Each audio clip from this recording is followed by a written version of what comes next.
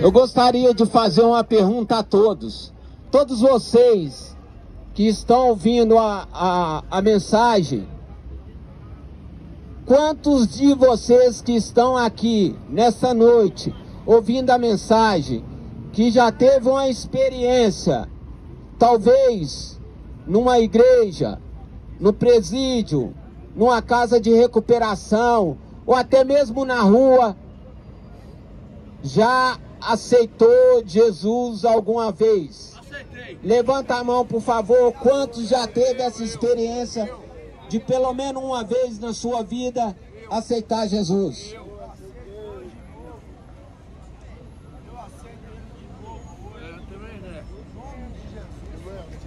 Vocês que levantaram a mão dizendo que aceitou Jesus, alguma coisa mudou nas suas vidas?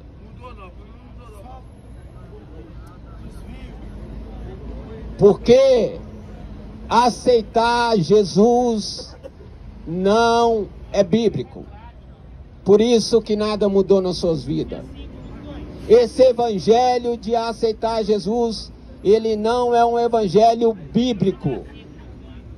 Imagina, Deus te deu a mente para você pensar. Então juntos vamos raciocinar.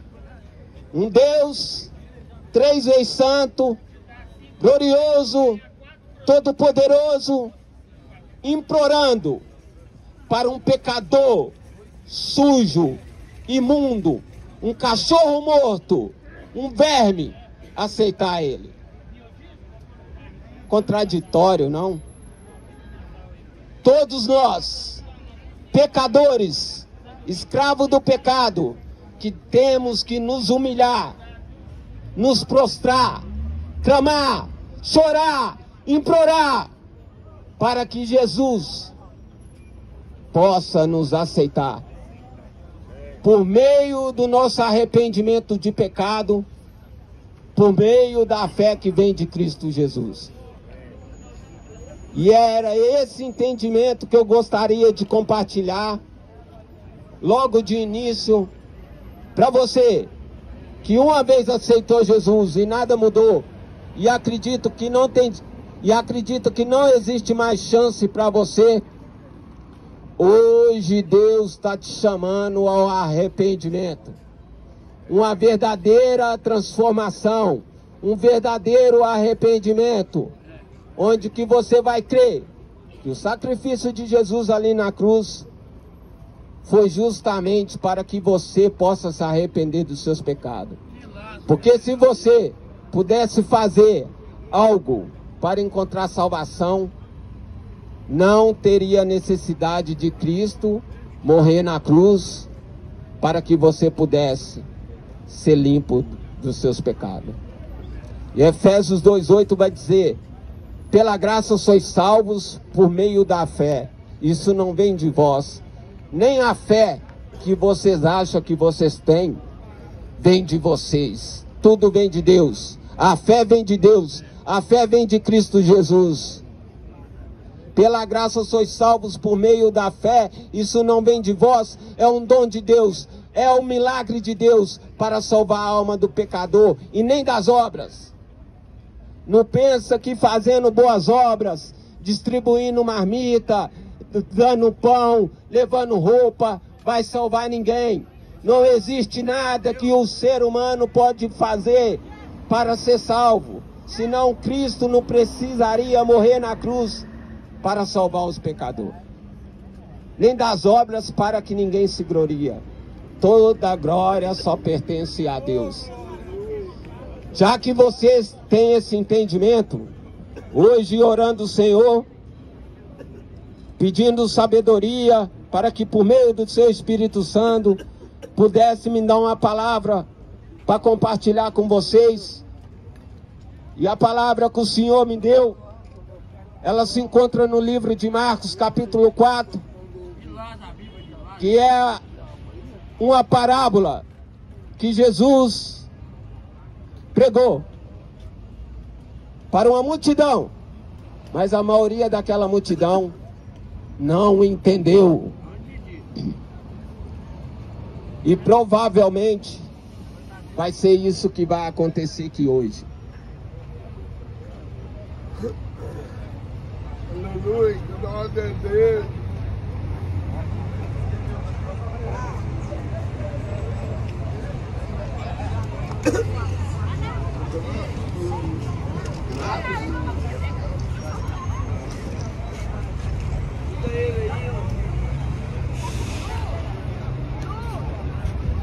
Livro de Marcos,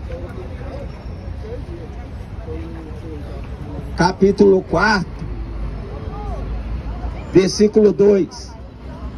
Vai dizer assim: e ele ensinava-lhe muitas coisas por parábola, e lhe dizia na sua doutrina: ouve, eis que saiu um semeador a semear, e aconteceu que ao semear, uma parte caiu à beira do caminho, e vieram as aves do céu e comeram-la.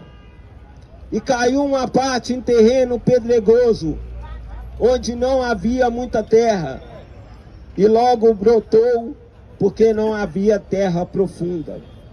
Mas saindo o sol, foi queimada, porque não tinha raiz e secou.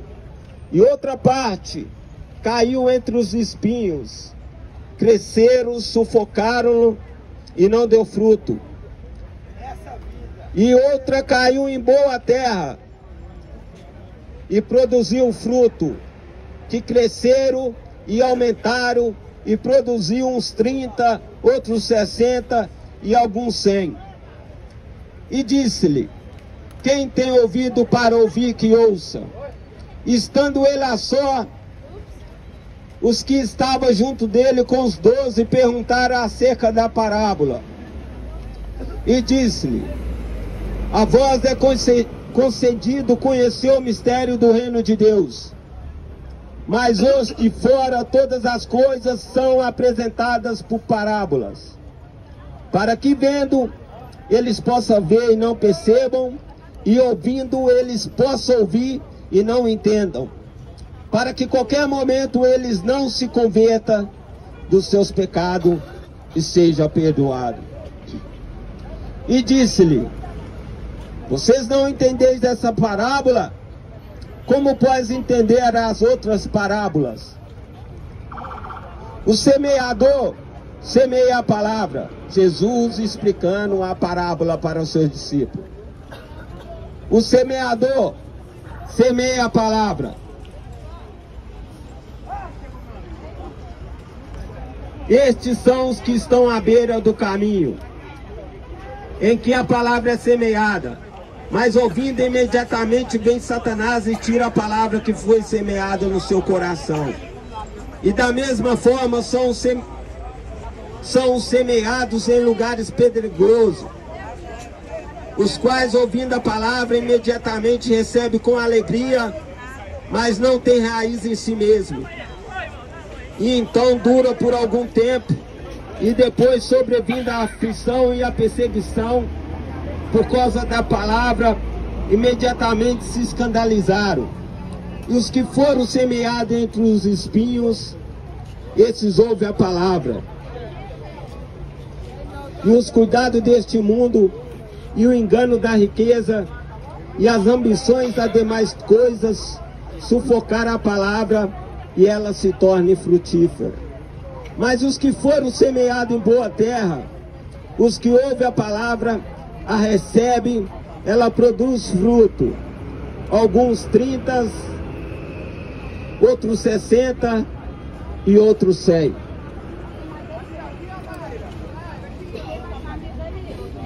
Você percebe?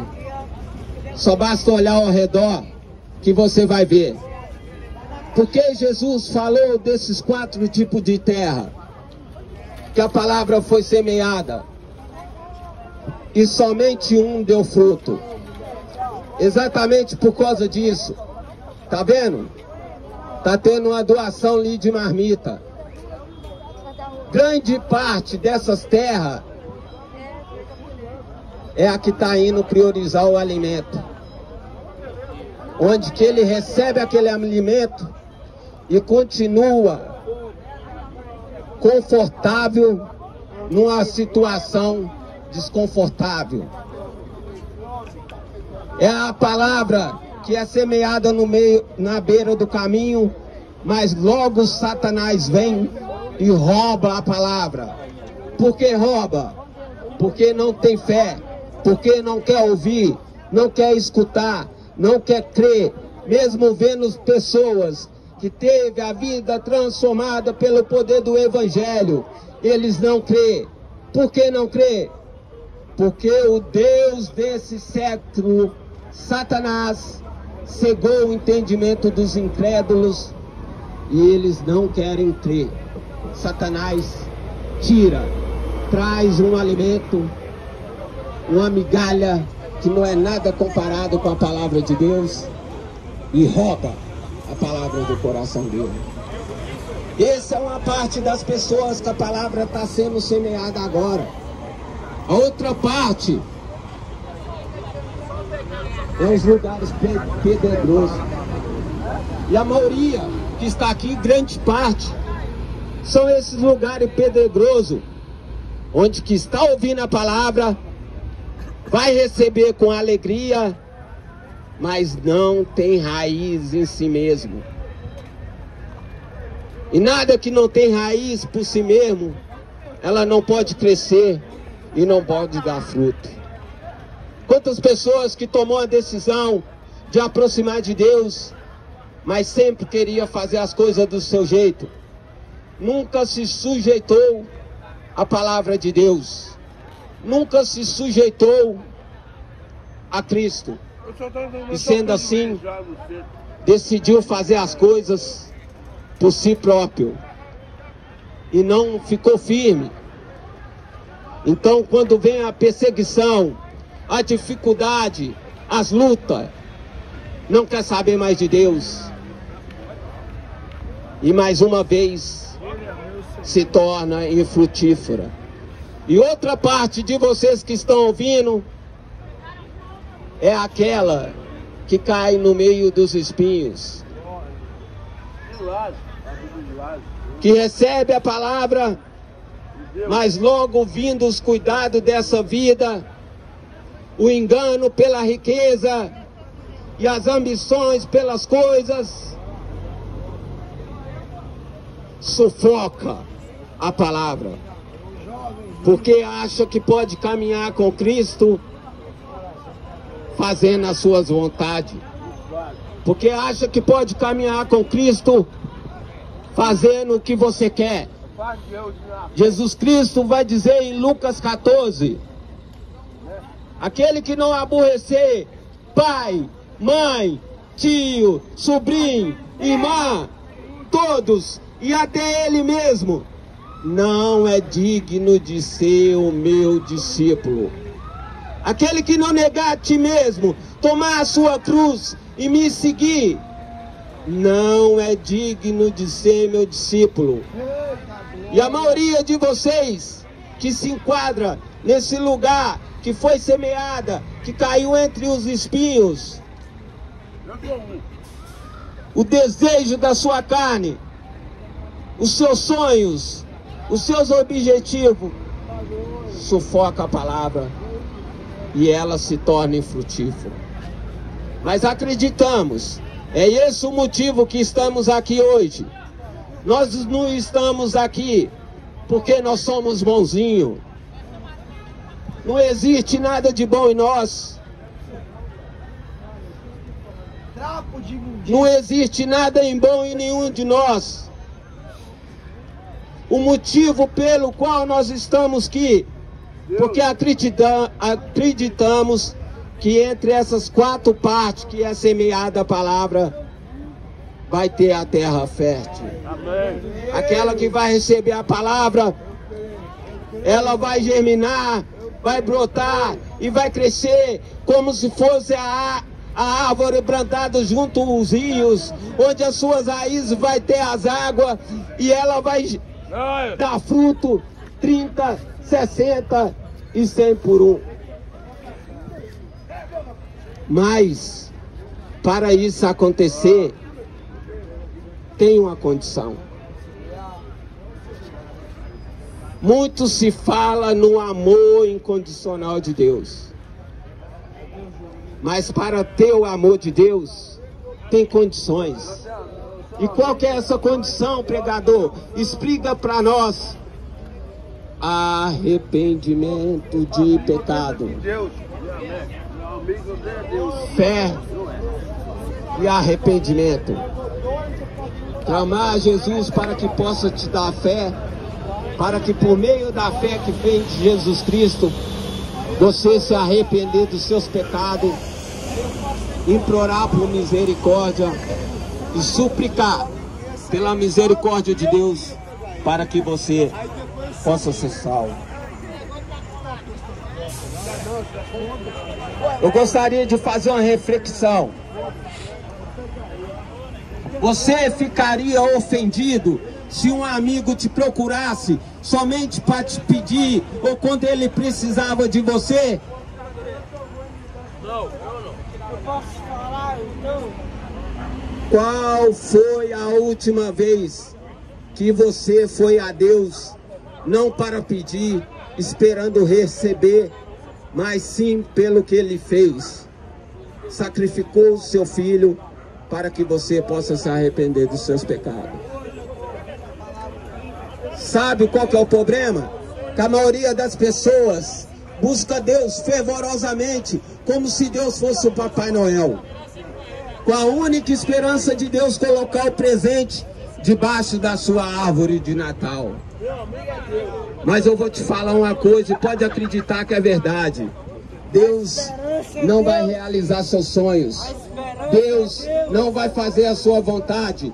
Jesus Cristo morreu na cruz não para fazer o que você quer, não para te tirar do vício, para te tirar da bebida, para te dar uma casa, para te dar carro, um apartamento de frente para o mar. Não, Jesus morreu na cruz com o único e exclusivo propósito, para que você se arrependa dos seus pecados e herda a vida eterna. A única promessa que Cristo fez, essa é a promessa que eu te faço, que todo que se arrepender tem a vida eterna. E quantos que estão ouvindo essa mensagem, que até está recebendo a palavra com alegria, está disposto a se humilhar diante de Deus, confessar os seus pecados com sinceridade e crer no sacrifício de Cristo Jesus? Você não precisa fazer isso para nós, amado. Sabe como é que eu fui salvo? Eu não fui salvo com o pregador pregando e eu indo na frente do pregador e falando, ah, eu quero Jesus. Não, toda vez que eu fiz isso, passou 2, 3 meses, eu estava lá, me mendigando no pecado novamente. Eu só fui salvo quando no leito do hospital, entre a vida e a morte, eu li achando que eu ia morrer, e Deus me mostra a vida abundante de pecado que eu vivia nela. E depois de eu ver toda a minha vida de pecado, eu vi que eu merecia o inferno, que eu era digno da segunda morte, que era o lago de fogo eterno, onde o verme nunca morre, o fogo não apaga, lá haverá choro, pranto e ranger de dentes. Foi onde que eu supliquei, eu clamei ao Senhor, no leito do hospital, em cima de uma maca, implorando por misericórdia, pedindo para que Ele pudesse me perdoar e me salvar, e escrever meu nome no livro da vida. Desse dia para cá, minha vida foi transformada pelo poder do Evangelho. Apóstolo Paulo, em Romanos 1,16, ele vai dizer: eu não me envergonho do Evangelho de Cristo. Apóstolo Paulo estava dizendo que ele não se envergonhava do Evangelho de Cristo, mas no fundo, quando ele olhava ao redor, ele tinha vergonha do Evangelho que as pessoas estavam pregando, que era um falso Evangelho. Várias vezes eles advertiu, se nós mesmos, ou até mesmo um anjo que desceu do céu, ou qualquer um que pregar outro evangelho, que não seja o evangelho de Jesus Cristo, seja considerado maldito. O falso evangelho não. Quando Paulo pregava o evangelho de Cristo, ele confrontava tudo aquilo que era pregado à sua volta. Porque eles pregavam o evangelho materialista, o evangelho triunfalista, um evangelho que satisfaz o ego do ser humano. E esse não é o evangelho de Cristo. O evangelho de Cristo, ele confronta o pecado do pecador. Ele faz com que o pecador se sente afligido, envergonhado, humilhado pela sua vida de pecado. E esse é o evangelho de Cristo. Romanos vai dizer: todos pecaram e destituídos da glória de Deus. Todos pecaram e estão privados da glória de Deus. Todos nós, sem Cristo Jesus, estamos mortos nos nossos pecados e delitos. Mas Deus, com teu grande amor, com a tua misericórdia, Ele enviou seu Filho Jesus para morrer ali na cruz, por meio do seu sangue puro, santo, imaculado, um sacrifício perfeito na cruz, nós pudéssemos se arrepender do nosso pecado, ser lavado do nosso pecado, ser limpo, ser remido e encontrar a vida eterna. Foi a maneira que Deus fez para cada um de nós pecador que estava morto em nosso pecado, que somos merecedor do inferno, se reconciliar com Deus.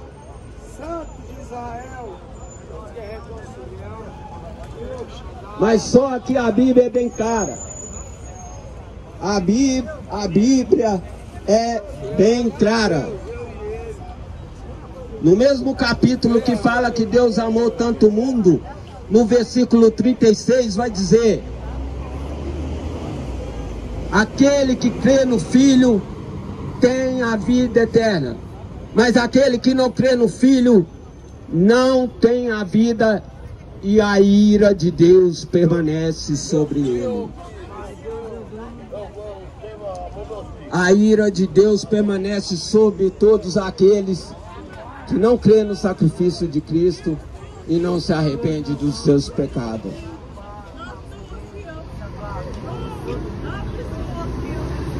Seria possível você ouvir? O pessoal está querendo ouvir. Todo aquele que rejeita a palavra de Deus, todo aquele que despreza o sacrifício de Cristo, todo aquele que ignora o sacrifício de Cristo, a ira de Deus está sobre ele. E vocês já parou para imaginar que o sacrifício de Cristo na cruz foi justamente para que cada um de vocês que está ouvindo a mensagem abandonasse a sua vida de pecado, abandonasse a sua sensualidade, a sua vaidade, todos os tipos de pecado abomináveis aos olhos do Senhor? A pergunta para você nessa noite é essa: o que você tem feito com o sacrifício de Cristo que foi feito na cruz para você se arrepender dos seus pecados? A vida que você vive hoje, ela é digna da morte de Cristo na cruz?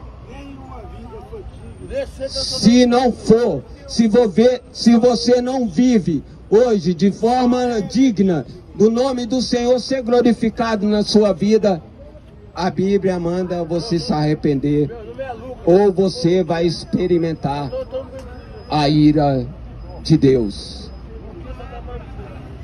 Em Salmos capítulo 7, versículo 11 e 12 vai dizer que Deus está airado com o pecador todos os dias. E se o pecador não se arrepender, ele já está desembanhando a sua espada e preparando o seu arco para destruir a alma do pecador que tem desprezado o sacrifício de Cristo Jesus. Em Hebreus 10, 28 vai dizer: quebrando a lei de Moisés, morri apenas pela palavra de 2 ou 3 testemunhas. Agora julgai vós qual será o castigo maior merecedor, aquele que pisar no Filho de Deus, profanar o sangue da aliança que foi santificado e ultrajar o Espírito da graça. E Deus vai dizer: a vingança a mim pertence, outra vez eu julgarei o meu povo. Coisa terrível é cair na mão do Deus vivo. Amados, não queira experimentar a ira de Deus. Vocês que não se arrependeu dos seus pecados, hoje é inimigo de Deus. E se o dia do Senhor chegar para você hoje, você vai experimentar a ira de Deus. Quer que eu recapitulo o que é um pouco da ira de Deus? Vou recapitular. Segundo a Bíblia, Jesus, quando ele estava no Getsemane, ele começou a suar sangue. Tem um momento raro de hemorroidose. E ele fez oração: Pai, afasta de mim esse cálice. Naquele momento Jesus sabia que por carregar o pecado da humanidade, ele ia experimentar a ira de Deus. E aquilo deu pavor a Jesus. Ele começou a suar, ele orou, Deus ouviu, mas não atendeu. Por quê? Porque o plano de Deus precisava ser cumprido. E quando Jesus chega ali na cruz, ele começa a clamar: Eli, Eli, lama sabachthani, Deus meu, por que me desamparaste? E Deus olha para o seu filho ali na cruz, cheio dos nossos pecados sobre ele, e ele, sem misericórdia, ele vem com a sua ira, derrama sobre o seu filho e mata o seu próprio filho, por causa que ele estava com nossos pecados. E o que você tem feito com o sangue de Cristo?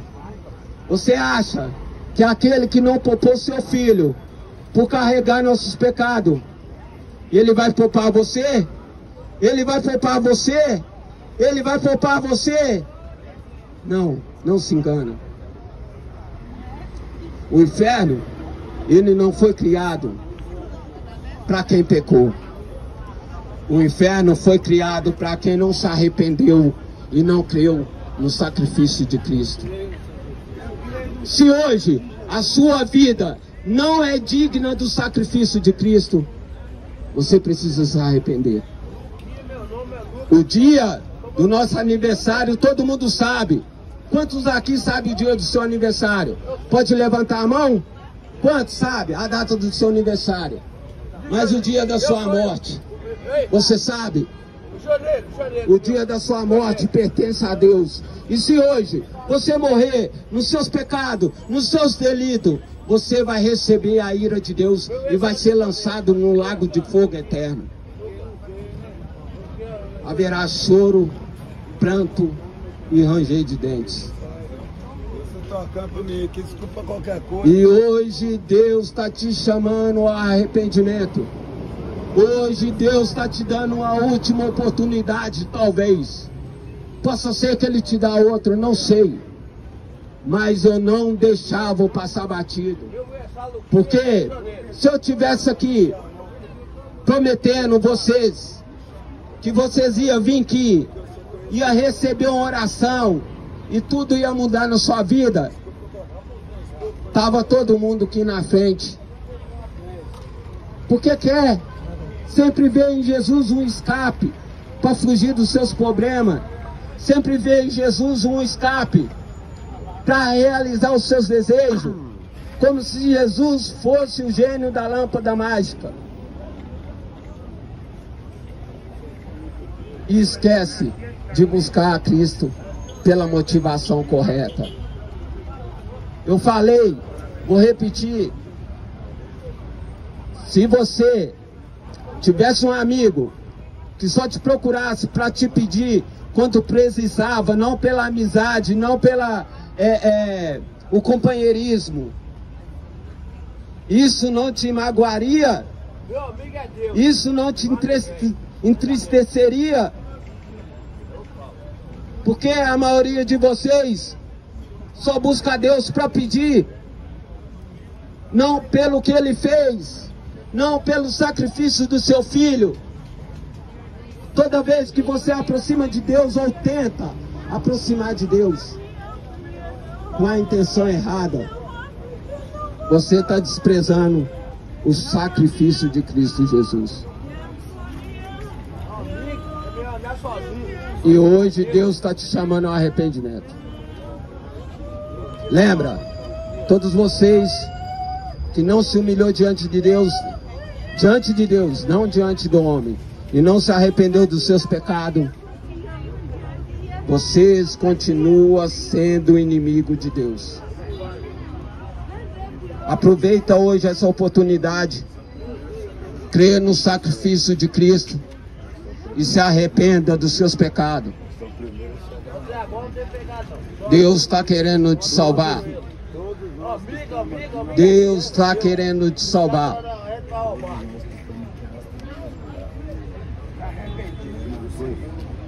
Creia, creia. Clama o Senhor, implora por misericórdia, pede para Ele te dar a fé, para você crer, se humilhar e se arrepender. Assim como Ele salvou eu, os irmãos Afonso, o irmão Afonso, a família dele, minha esposa, minha filha ainda está no processo, que a gente está pregando para ela firme, ela não foi salva ainda, ela tem 7 anos. Deus está querendo salvar todos vocês. Lembra, nós estamos aqui hoje como semeador. O poder não está no semeador, o poder está na semente, na palavra que é semeada, a palavra de Deus. Se você crer, se humilhar, se arrepender, você pode ser essa terra fértil, que a gente acredita que vai dar muito fruto e o nome do Senhor vai ser glorificado. Meu amigo é Deus.